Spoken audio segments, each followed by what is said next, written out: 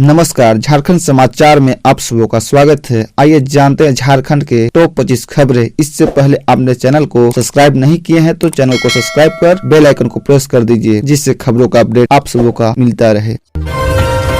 दुल्हन के घर दूल्हा बनकर पहुंची लड़की, मंडप में बैठने के बाद खुल गया राज। लड़की के दूल्हा बनकर बयान रचने के लिए दुल्हन के घर पहुंचाने का एक बयान झारखंड के रामगढ़ जिला के गोला थाना क्षेत्र अंतर्गत झरियाडीह गांव का है। पुलिस ने युवती को हिरासत में ले लिया है। शादी की सारी तैयारियां हो चुकी थी, मंडप सजा था, महिलाएं मंगल गीत गा रही थी, धराती बारातियों के स्वागत की तैयारियां में जुटे थे। तय समय पर बारात पहुंची, दूल्हे का स्वागत हुआ, दूल्हा मंडप पर पहुंचा और शादी की रस्में निभाई जाने लगी। तभी मंडप के पास बैठी महिलाओं को दूल्हे के नैन नशा और हाव भाव खटका। फिर क्या था, हो हंगामा मच गया। इसके बाद जो सच सामने आया उसे जान दुल्हन पहुंच के पैर तले जमीन खिसक गई। ऐसा इसलिए क्योंकि जिस दुल्हन के साथ वे लोग अपनी बेटिया को विदा करने वाले थे वो लड़का नहीं बल्कि लड़की थी। मामला झारखंड का है।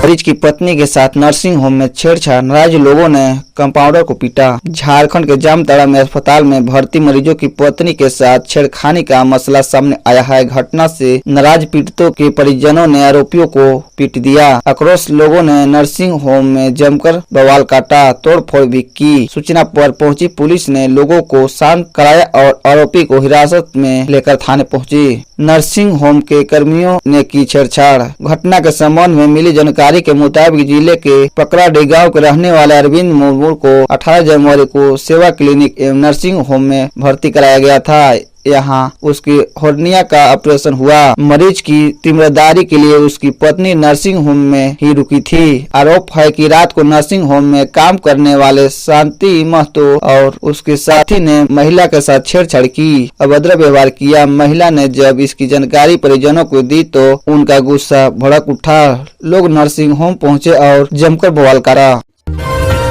पत्नियों के सम्मान में पति मैदान में दिलचस्प हुआ रामगढ़ उपचुनाव क्रम। झारखंड के रामगढ़ उपचुनाव के लिए 27 फरवरी को वोटिंग होगी। 2 मार्च को चुनाव के नतीजे घोषित कर दिए जाएंगे। मुकाबला महागठबंधन और एनडीए के बीच है। झामुमो, कांग्रेस, बीजेपी और आजसू चुनाव के लिए तैयारियां पूरी होने की बात कह तो रही है, लेकिन किसी ने भी अभी तक अपने आधिकारिक रूप से अपने प्रत्याशियों का ऐलान नहीं किया है। हालांकि सियासी गलियारों में चर्चा है कि यूपीए की ओर से कांग्रेस के उम्मीदवार होगा, क्योंकि यह सीट उसी के पास थी। वही एनडीए और तरफ से आजसू का उम्मीदवार होगा, क्योंकि 2019 से पहले यहाँ लगातार 3 बार आजसू ने ही जीत हासिल की थी। 2019 में संसद बनने से पहले आजसू के चंद्र प्रकाश चौधरी 2005 और 2009 और 2014 में यहीं से विधायक बने थे। आदमखोर तेंदुआ के बाद अब भालू का आतंक, महिला पर हमला कर किया लहूलुहान। गढ़वा में भी आदमखोर तेंदुए की दहशत खत्म नहीं हुई थी कि अब भालू का हमला हुआ। मामला गढ़वा जिला के भंडरिया का है। यहाँ सोमवार तड़के एक अधेड़ महिला पर भालू ने जानलेवा हमला किया। यह घटना में महिला को गंभीर चोट आई है। फिलहाल वह महिला जिंदगी और मौत के बीच झूल रही है। सामुदायिक स्वास्थ्य केंद्र में महिला का इलाज किया जा रहा है। शौच के लिए गई महिला पर किया हमला। घटना के संबंध में मिली जानकारी के मुताबिक जिला के भंडरिया थाना क्षेत्र अंतर्गत एक गांव में रहने वाली 50 वर्षीय पोखरी देवी सोमवार तड़के शौच के लिए पास के खेत में गई थी। तभी अचानक उसे भालू दिखा। भालू को देख पोखरी डर गई और चिल्लाते हुए भागने लगी। भागने क्रम में भालू ने पीछे से महिला पर हमला किया, जिससे उन्हें गंभीर चोट लगी। शरीर पर गहरे जख्म हो गया। ग्रामीणों ने आवाज सुनी तो घटनास्थल की ओर दौड़े। ग्रामीणों ने बमुश्किल महिला को भालू के चंगुल से छुड़ाया और इलाज के लिए अस्पताल में भर्ती कराया।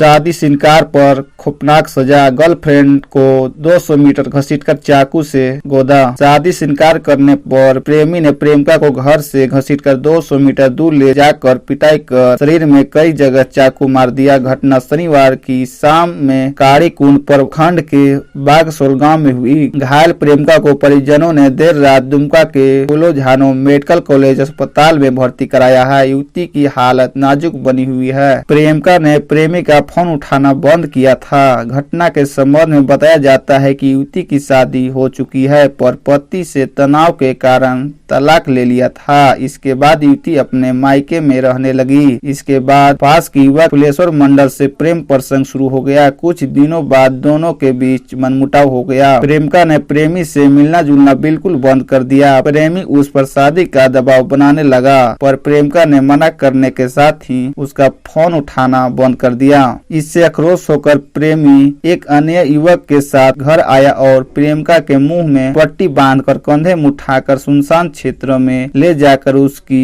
जमकर पिटाई की और बाद में चाकू से उसके शरीर के कई हिस्सों में प्रहार किया। चतरा में बौखलाए नक्सली संग भिड़ी पुलिस, दोनों में भीषण मुठभेड़, गोली की तड़ाहट से गूंजा इलाका। पुलिस और प्रतिबंध संगठन भाजपा माओवादी के बीच सोमवार की सुबह से मुठभेड़ हो रही है। दोनों ओर से गोलियां चल रही है। पूरा क्षेत्र गोली की तड़ाहट से गूंज रही है। मुठभेड़ चतरा पलामू बॉर्डर पर स्थित कुंदा थाना क्षेत्र के कुटिल जोबिया के जंगल में दोनों पर एक दूसरे के आमने सामने हैं। हालांकि इसमें दोनों ओर से किसी के हताहत होने की सूचना नहीं है। पुलिस कप्तान राकेश रंजन ने घटना की पुष्टि की है। उन्होंने बताया कि सीआरपीएफ के जवान मोर्चा संभालते हुए हैं।